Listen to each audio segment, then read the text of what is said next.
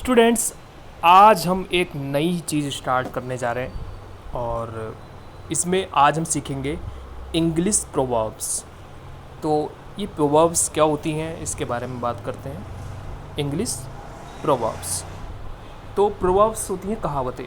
आपने हिंदी में बहुत सारी कहावतें सुनी होंगी, तो इस तरह से इंग्लिश में भी कुछ कहावतें होती हैं जो बहुत प्रसिद्ध होती हैं। तो उन इंग्लिश प्रोवर्ब्स को आपको पढ़ना है। तो जैसा कि आप जानते हैं, कहावतें बहुत ही महत्वपूर्ण होती हैं और कहावतें में जो कुछ कहा जाए तो बिल्कुल फैक्चुअल चीज़ें कही जाती हैं, बिल्कुल ठीक चीज़ें कही जाती हैं। ठीक है, तो इसलिए आज हम नई चीज़ें सीखेंगे और आपको मैं पहली कहावत से रूबरू करा देता हूँ। पहली जो कहावत है, जो इंग्लिश में बड़ी फेमस है और हिंदी में भी आपने इसको सुना होगा, अंत भला तो सब भला। अंत भला तो सब भला मतलब अगर आपकी शुरुआत हो सकती ख़राब हो और आपने जो कार्य कर रहे हैं उसके मध्य में भी, उसके बीच में भी अच्छा काम ना किया हो, लेकिन अगर आपने अंत में अच्छा कर दिया कुछ और बहुत जी जान से मेहनत करके कुछ अंतिम दिनों में कुछ काम कर दिया है, तो निश्चित रूप से सब सही हो जाता है। जो पीछे की जो भूल होती है वो भी ठीक हो जाती है। तो अंत भला तो सब भला, तो इसको इंग्लिश में बोलेंगे all is well that ends well. All is well that ends well, सब ठीक हो जाता है, दैट एंड्स वेल यदि अंत ठीक होता है तो। एंड्स का मतलब अंत में, वेल अगर अंत अच्छा होता है, वेल मीन्स अच्छा होता है, तो सब सही होता है, कहने का मतलब ये है। तो आपको इसको याद करना है, all is well that ends well, इसको याद करना है, एक लाइन याद करनी है आपको और आप इसको अपने बोलचाल में भी इसका उपयोग करें। तो जैसे कि जानते हैं कि कुछ लोग मुहावरे युक्त बातें अगर करते हैं, अगर अपनी बातों में कुछ मुहावरों को जोड़ देते हैं, कहावतों को जोड़ देते हैं, तो बात बड़ी प्रभावी हो जाती है। तो इसी तरह से इंग्लिश में भी आपको ये पता होना चाहिए, all is well that ends well. बहुत अच्छी लाइन है, इसको आपको अच्छे से याद करना है।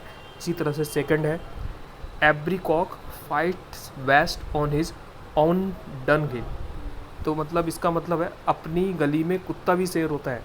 Every cock fights best on his own dunghill, तो मतलब एवरी कॉक, इसका मतलब है जैसे कोई मुर्गा होता है और मुर्गा उसका ही अगर घर होता है तो वो भी बहुत बड़ा बन जाता है, वो ही बहुत अच्छे से तेज़ तेज़ बोलने लगता है।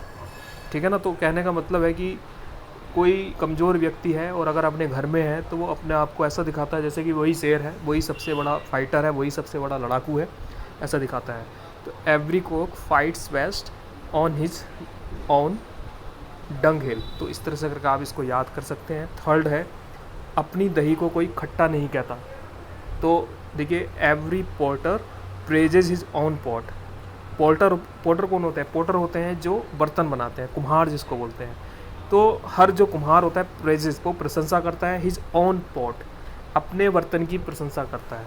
पॉट मीन्स बर्तन होता है और पोर्टर मीन्स होता है जो बर्तन बनाता है, मिट्टी के या किसी भी तरह के। तो इसमें मतलब हिंदी में आप इसको कह सकते हैं, अपनी दही को कोई खट्टा नहीं कहता। आपने देखा होगा कि अगर अपने अंदर कितनी भी कमी हो, अपने सामान के अंदर कितनी भी कमी हो, अपने घर के अंदर कितनी भी कमी हो, तो उसको कोई उभारता नहीं है, उसको कुछ कहता नहीं है, छिपाते हैं सब लोग।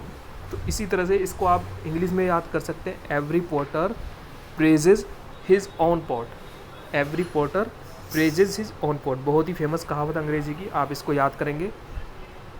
इसी तरह से ये फोर्थ आपकी कहावत है, अंधों में कनवा राजा, अ फिगर अमंग सिफर्स।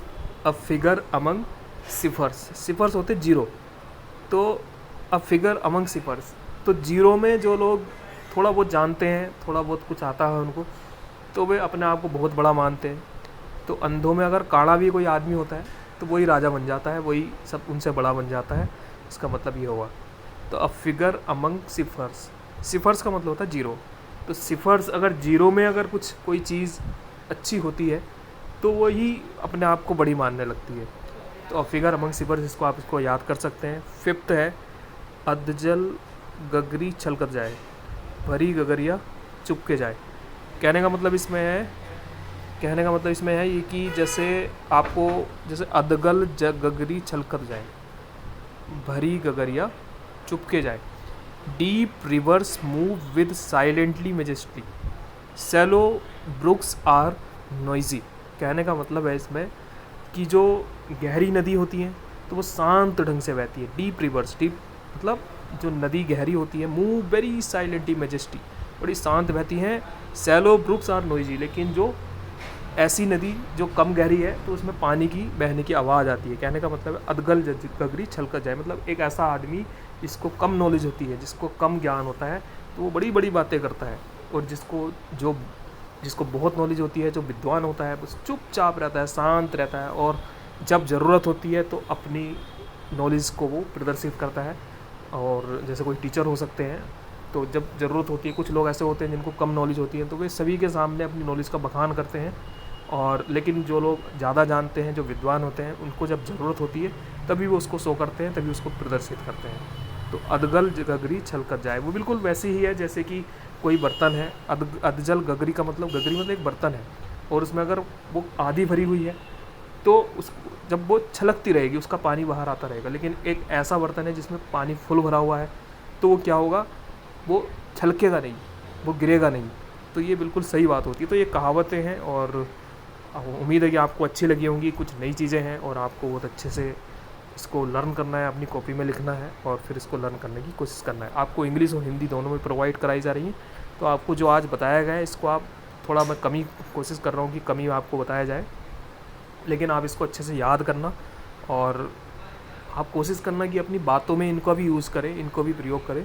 किसी भी कहावत का यूज़ सबसे अच्छा वो होता है कि आप कहावत को याद करके जब उसकी ज़रूरत लग रही है आपको, तो उस कहावत को बोला जाए, किसी के सामने बोला जाए, तो उस आपकी बातों में चार चांद लग जाते हैं, आपकी बातें बड़ी प्रभावी हो जाती हैं। आपकी बात सुनने वाले लोग होते हैं आपको एक अच्छा वक्ता के रूप में जानने लगते हैं। तो ठीक है, फिर आप ये सब करेंगे। Thank you.